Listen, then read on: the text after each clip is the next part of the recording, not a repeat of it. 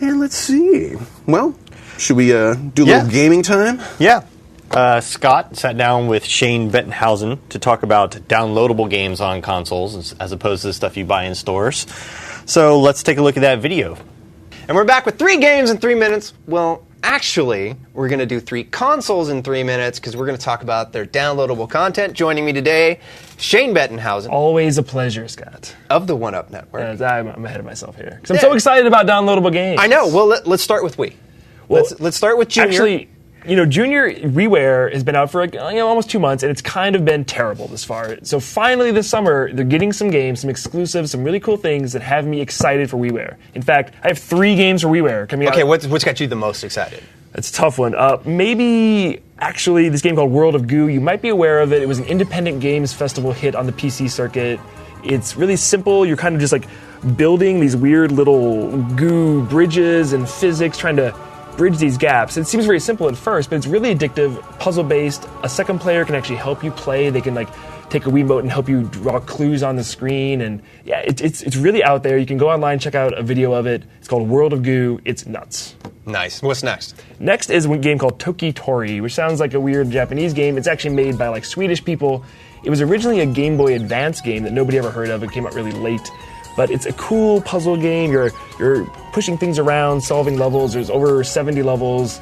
It's really cool as well. It's another chance to play this game that people forgot about. So if you like cute puzzle games, but it's good. Trust me, it's very good. Okay, now the one we were talking about beforehand. This is the big one, and it's called Strong Bad's Cool Game for Attractive People. You might know that character. He's based on the Homestar Runner online comedy. How would you even describe Homestar Runner? You're a fan, right? It's just goofy. I mean, I look at it from a goofy point of view. It's kind of like a crazy Cartoon Network style character in this wild world, and the game is being made by Telltale Games. They're the guys who did the Penny Arcade game. They make traditional point-and-click adventure games in the Sierra and LucasArts style. So what this is, you're controlling Strong Bad as you explore these worlds, and it's just insane comedy, off the wall, which is so weird, and that's exclusive to Wii. So if you like Homestar Runner, if you think you're in for some crazy comedy, check that out. Now let's go to the elder statesman of the console, this latest console generation, which is Xbox 360.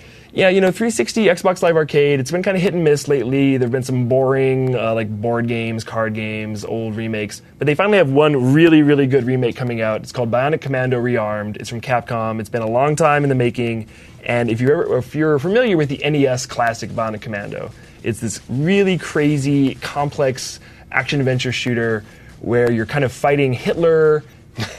It's ridiculous. It's famous because you can't jump. You have this bionic arm, and you're platforming around. So they've gone back and redone the entire game, added co-op, added these virtual training missions. It's a huge remake. It's super good, and it's only $10, which is a bargain price for Xbox Live. So that should be out in the next few weeks, and it's going to be huge. And now for PSN.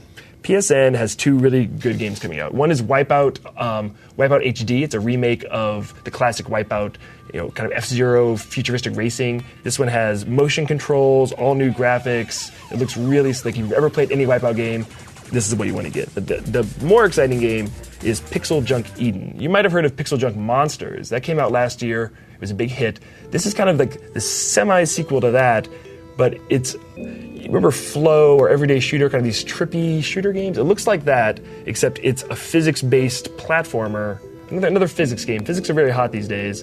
And it's also hard to explain, but you're kind of just trying to get from here to there by shooting your arm on things and crazy graphics in the background, wild music. You can play co-op.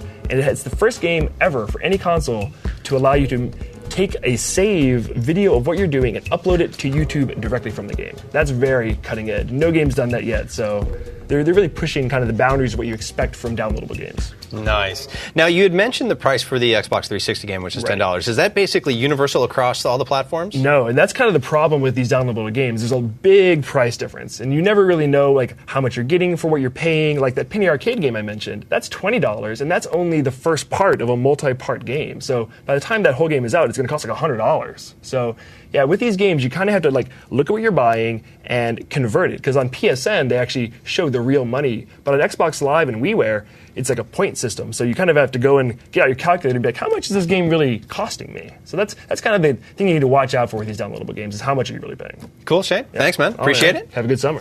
There you have it, the downloadables for the consoles for this summer.